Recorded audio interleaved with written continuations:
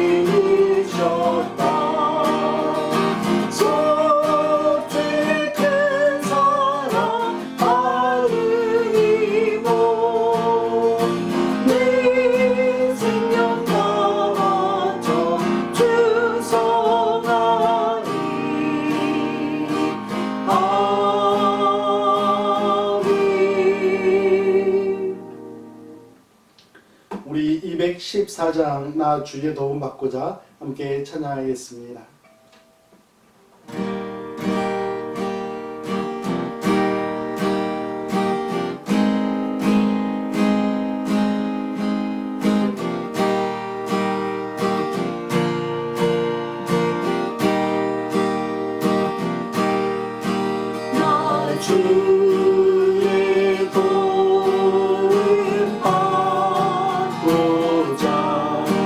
주 예수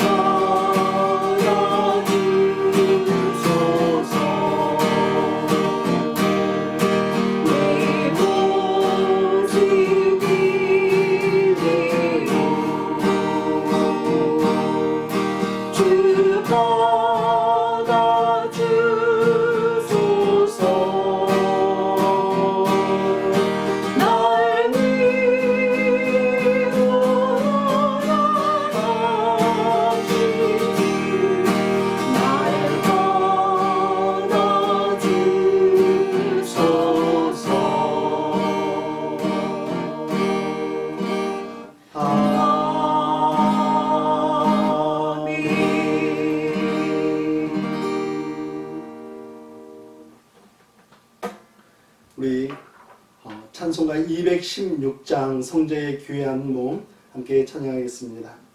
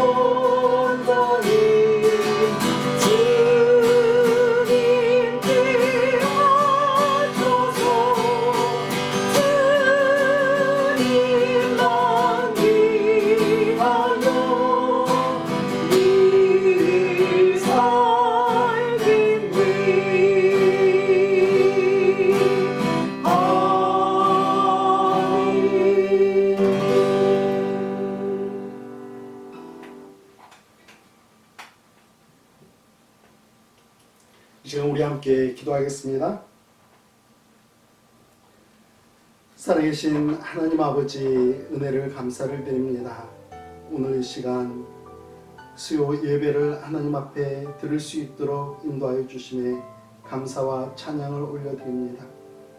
저희들에게 호흡을 주시고 죄인들은 저희들에게 하나님의 아들이라고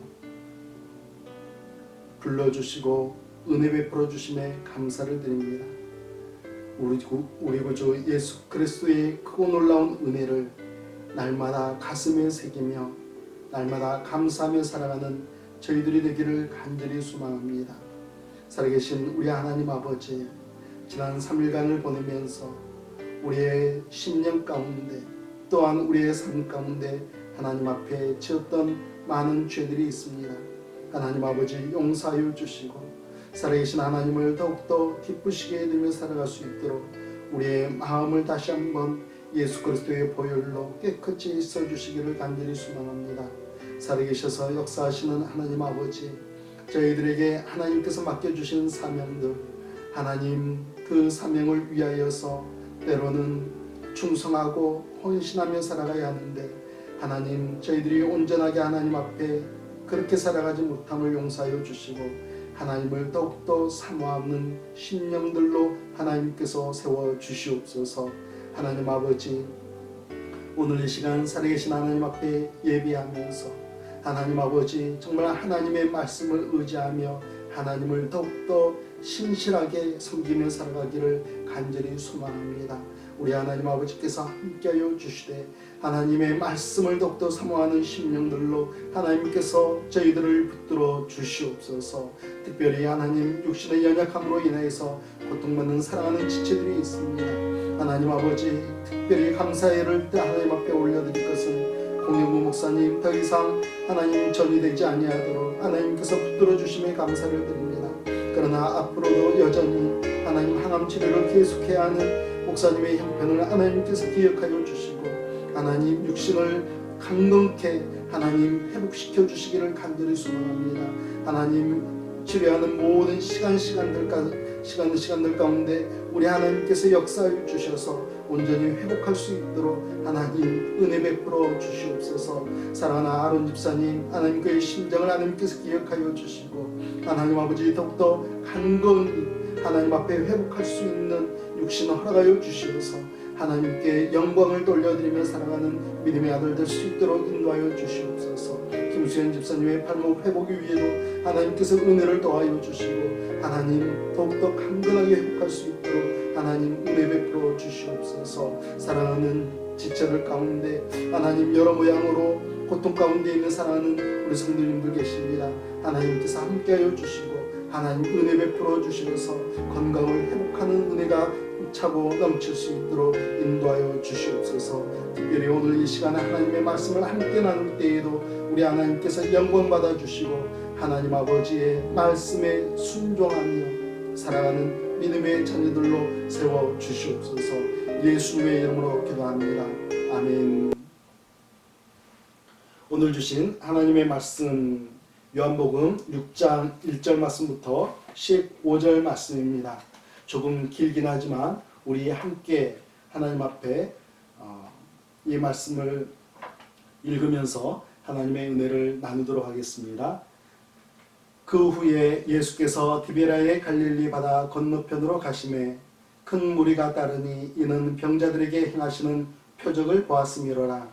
예수께서 산에 오르사 제자들과 함께 거기 앉으시니 마침 유대인의 명절인 유월절이 가까운지라. 예수께서 눈을 들어 큰 무리가 자기에게로 오는 것을 보시고 빌립에게 이르시되 우리가 어디서 떡을 사서 이 사람들을 먹이겠느냐 하시니 이렇게 말씀하심은 친히 어떻게 하실지를 아시고 빌립을 시험하고자 하심이라. 빌립이 대답하되 각 사람으로 조금씩 받게 할지라도 200데나리온의 떡이 부족하리이다. 제자 중 하나 곧 시몬 베드로의 형제 안드레가 예수께 여짜오되 여기 한 아이가 있어 보리떡 5개와 물고기 2마리를 가지고 있나이다. 그러나 그것이 이 많은 사람에게 얼마나 되겠사옵나이까. 예수께서 이르시되 이 사람들로 앉게하라 하시니 그곳에 잔디가 많은지라. 사람들이 앉으니 수가 5,000명쯤 되더라. 예수께서 떡을 가져 축사하신 후에 앉아있는 자들에게 나눠주시고 물고기도 그렇게 그들의 원대로 주시니라. 그들이 배부른 후에 예수께서 제자들에게 이르시되 남은 조각을 거두고 버리는 것이 없게 하라 하시므로 이에 거두니 보리떡 5개로 먹고 남은 조각이 12바구니에 차더라. 그 사람들이 예수께서 행하신 이 표적을 보고 말하되 이는 참으로 세상에 오실 그 선지자라 하더라. 그러므로 예수께서 그들이 와서 자기를 억지로 붙들어 임금으로 삼으려는 줄 아시고 다시 혼자 산으로 떠나가시니라. 아멘. 제임스 클락이라는 분이 이런 이야기를 했습니다. 인간의 모든 힘은 보이지 않는 것을 믿는 믿음에서 온다. 우리는 보이지 않는 산소를 마시고 살아갑니다. 우리는 보이지 않는 바람에 시원함을 느끼고 살아갑니다. 우리는 보이지 않는 믿음으로 평안함을 누리죠. 우리는 보이지 않는 예수님을 나의 구세주로 영접하고 영원한 생명을 약속받았습니다. 우리는 보이지 않는 하나님을 믿음으로 짧은 인생 가운데서 믿음의 역사를 써내려가고 있습니다. 우리는 보이지 않는 것들로 큰 유익을 누리며 은혜를 받고 살아가고 있습니다. 오늘은 눈으로 직접 보고 있어도 도무지 이해할 수 없는 오병이어의 기적이 펼쳐졌던 역사의 현장 속에서 우리는 두 가지 은혜를 나누려고 합니다. 첫째는 주님은 빈들에서도 은혜를 베푸십니다. 오늘 본문 3절에서는 예수께서 산에 오르사라고 표현하고 있지만 마태복음 14장 15절에 따르면 오병이어의 기적이 나타난 그 장소는 빈들이었습니다. 이스라엘의 6월절은 계절로 치면 봄이기 때문에 들판이 푸른 불밭으로 변하게 되었습니다. 가족들이 모여서 친구들이 모여서 나들이 갈 수 있는 좋은 계절, 좋은 장소였던 것이죠. 이 빈들에 예수님을 따르는 큰 무리가 모였습니다. 일반적으로는 6월절이 가까워지면 예루살렘을 방문하는 것이 당연했지만 웬일인지 이번 6월절에는 많은 사람들이 예수님을 따르는 빈들로 모여들고 있었습니다. 이 빈들에 모여든 사람들을 보시며 예수님께서 제자들에게 이러한 말씀을 꺼내고 있습니다. 5절과 6절 말씀입니다. 예수께서 눈을 들어 큰 무리가 자기에게로 오는 것을 보시고 빌립에게 이르시되 우리가 어디서 떡을 사서 이 사람들을 먹이겠느냐 하시니 이렇게 말씀하시면 친히 어떻게 하실지를 아시고 빌립을 시험하고자 하심이라. 예수님은 친히 어떻게 하실지를 아시고 오병이어의 기적을 이미 스스로 계획하신 후에 빌립을 시험하기 위해서 이런 말씀을 꺼내 들으셨던 것이죠. 여러분, 빈들에서 얻을 수 있는 게 무엇이 있을까요? 빈들에서 무엇을 얻을 수 있겠습니까? 아무것도 없죠. 가게도 없고 음식도 없습니다. 봄이니 열매를 얻을 수도 없는 것이죠. 얻을 수 있는 게 아무것도 없었습니다. 그런데 예수님께서 무슨 기적을 베푸셨습니까? 오병이어의 기적입니다. 아무것도 없는 들판에서 아무것도 구입할 수도 없고 만들어낼 수도 없는 그 빈들에서 예수님은 오병이어의 기적을 베푸신 것이죠. 그것도 12바구니가 남을 정도로 넉넉한 기적을 우리 예수님께서 베푸셨습니다. 우리 인간의 삶도 빈들과 같을 때가 있습니다. 내가 필요한 것이 도무지 눈에 보이지 않습니다. 내가 그토록 필요로 하는 것이 그 어디에서도 얻을 수가 없습니다. 문제를 해결할 수도 없고 첩첩산중입니다. 이런 빈들과 같은 순간을 헤쳐나갈 수 있는 유일한 방법은 우리 주님과 함께하는 것입니다. 할렐루야, 아멘. 역대하 16장 9절에서는 여호와의 눈은 온 땅을 두루 감찰하사 전심으로 자기에게 향하는 자들을 위하여 능력을 베푸시나니라고 말씀하고 있습니다. 우리의 삶이 비록 빈들같이 아무것도 얻을 수 없는 상황에서 우리 주님을 사모하고 의지하면 주님은 우리의 빈들 인생에서도 역사하시고 은혜를 베풀어 주신다라고, 넉넉하게 채워주신다라고 우리의 하나님께서, 우리 주님께서 우리에게 가르쳐주고 있다는 이 사실 앞에 우리가 다시 한번 믿음으로 나아가는 여러분과 제가 되기를, 하나님의 역사, 예수님의 역사를 믿으시는 여러분과 제가 되기를 예수님의 이름으로 축복합니다. 두 번째는 주님은 작은 헌신에도 크게 사용하신다라는 말씀입니다. 예수님의 질문을 받은 사도 빌립, 이 빌립은 200데나리온의 떡도 부족할 것입니다 라고 대답을 합니다. 그 순간 안드레가 한 아이가 가져온 보리떡 5개와 물고기 2마리를 주님 앞으로 가져옵니다. 유대인의 보리떡, 그 보리떡은 얇고 평평한 팬케이크와 같은 모양이었습니다. 이 보리떡은 비싼 음식이 아니었습니다. 가난한 서민들, 그들이 먹는 값싼 음식이었었죠.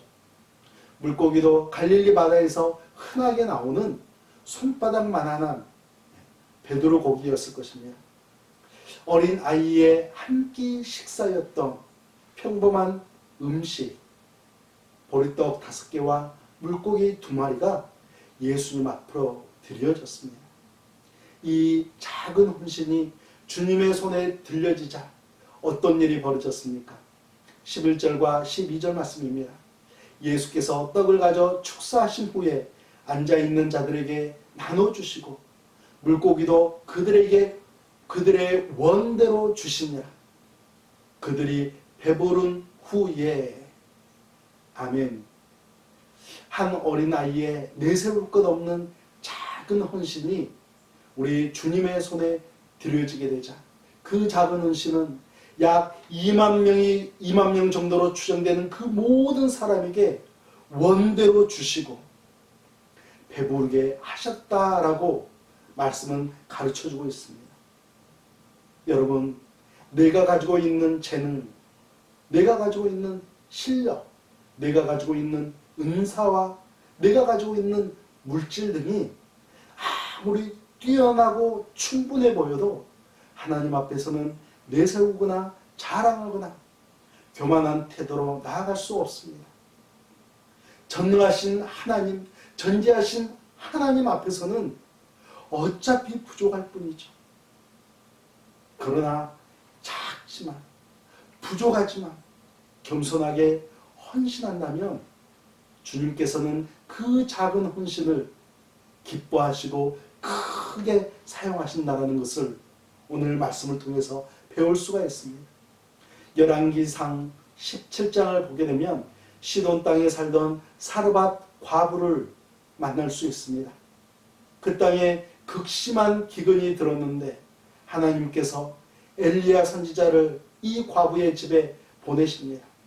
그곳에 도착한 엘리야는 물을 가져다 달라, 그리고는 떡 한 조각을 가져오라고 요청을 하죠. 그때 사르밧 과부가 이렇게 고백합니다. 당신이 믿는 하나님의 살아계심을 두고 내가 맹세합니다. 나에게는 떡이 없습니다. 다만 통 안에 가루 한 움큼, 내 손으로 줄 수 있는 한 움큼과 병에 기름 몇 방울이 남아있을 뿐입니다. 내가 나뭇가지 2를 주워다가 나와 내 사랑하는 아들을 위하여 떡 한 조각을 만들어 먹고 죽을 준비가 되어 있습니다 라고 고백합니다. 여러분, 나뭇가지 2개를 가져와서 불을 지핀다는 것은요, 정말 그 양이 얼마 되지 않는다는 것을 증명하는 것 아니겠습니까? 그런데 이 말을 들은 하나님의 선지자라고 하는 엘리야가 도저히 사람으로서는 이해할 수 없는 말을 하죠. 너는 그곳으로 나를 위하여 작은 떡 1개를 만들어 내게로 가져와라. 그 후에 너와 내 아들을 위하여 만들어라. 그렇게 하면 하나님께서 그 통의 가루도 그 병의 기름도 떨어지지 않게 하실 것이다 라고 이야기합니다. 여러분, 이 이야기를 들으면서 하나님도 너무하시지, 하나님의 선지자라고 하는 엘리야도 너무하지 라는 이런 생각이 들지 않으십니까? 한 움큼의 가루로 떡을 만들어서 엘리야를 드리고 나며 사르밧 과부와 그의 사랑하는 아들은 어떻게 한단 말입니까? 아무리 약속을 주셨다고 하더라도 그 약속이 과연 믿을 수 있는 약속인지 어떻게 알 수 있단 말입니까? 그런데 사르밧 과부를 보시기 바랍니다. 열왕기상 17장 15절 말씀입니다. 그가 가서 엘리야의 말대로 하였더니 사르밧 과부가 어떻게 했다고요? 가서 엘리야의 말대로 마지막 남은 가루 한 움큼과 몇 방울 안 되는 그 기름을 하나님께 헌신했다라고 고백하고 있습니다. 이 작은 헌신과 함께 어떤 일이 벌어집니까? 사르밧 과부의 작은 헌신의 결단으로 인해서 그 통의 가루와 그 병의 기름이 그 땅에 비가 내리기 전까지는 결코 없어지지 아니하는 크고 놀라운 하나님의 은혜가 임하였다라고 말씀하고 있습니다. 여러분, 전지전능하신 하나님 앞에서 우리가 자랑할 것, 내세울 것이 무엇이 있겠습니까? 그저 내가 가지고 있는 작은 것, 내 생각과 내 판단으로는 결코 이해할 수 없는 것,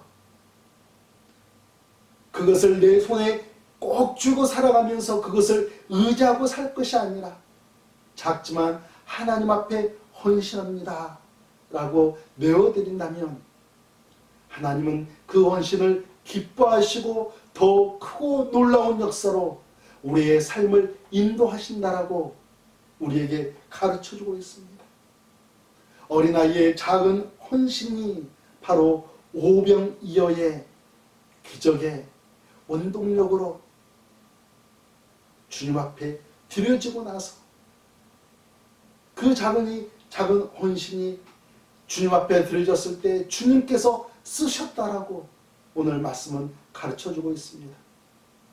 사랑하는 성도 여러분, 예수님도 헌신하셨습니다. 하늘의 보좌를 잠시 내려놓으시고 하늘의 영광을 잠시 내려놓으시고 이 땅에 오셔서 사람의 옷을 입으시고 채찍에 맞으시며 가시에 찔리시며 십자가에서 돌아가셨습니다.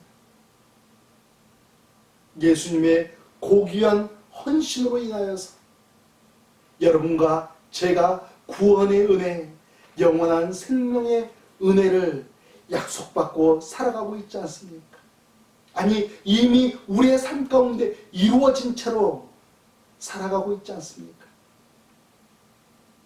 예수님의 헌신을 우리의 가슴에 다시 한번 새기며 나도 나의 작은 헌신을 주님 앞에 내어드리겠노라고 결단하시며 인생의 빈들에서도 주님의 풍성하신 은혜를 누리며 살아가시는 여러분과 제가 되기를 예수님의 이름으로 축복합니다. 함께 기도하겠습니다.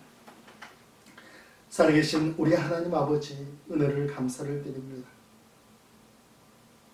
인생의 빈들에서도 역사하시기를 원하시는 우리 주님, 작은 헌신도 기쁘게 받으시고 크고 놀랍게 역사하시기를 원하시는 우리 주님 앞에 저희의 마음과 저희의 인생을 하나님 앞에 내어드리며 살아가는 믿음의 자녀들로 세워 주시옵소서. 저희들이 그렇게 주님 앞에 믿음을 보여드리는 인생들 되기를 간절히 소망하며 예수님의 이름으로 기도합니다. 아멘. 우리 함께 찬송가 216장 성자의 귀한 몸 1절과 4절 찬양하겠습니다.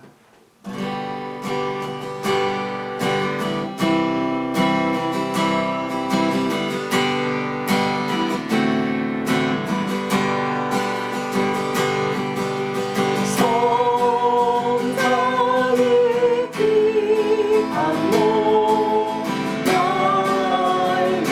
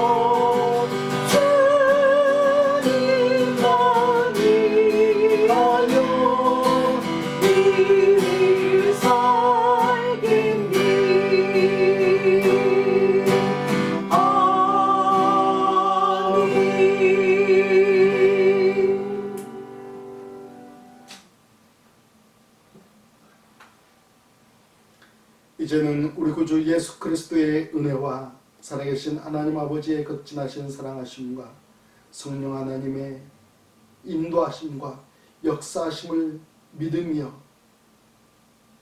우리의 빈들과 같은 인생 가운데서도 작은 헌신을 하나님 앞에 올려드릴 때에 풍요롭고 놀랍고 차고 넘치는 역사를 인도하여 주실 우리 하나님을 굳건히 믿으며 나가는 사랑하는 성도들과 그들의 가정과 그들의 삶의 터전 위에 이제부터 영원토록 함께 하시기를 예수 그리스도의 이름으로 축원하옵나이다.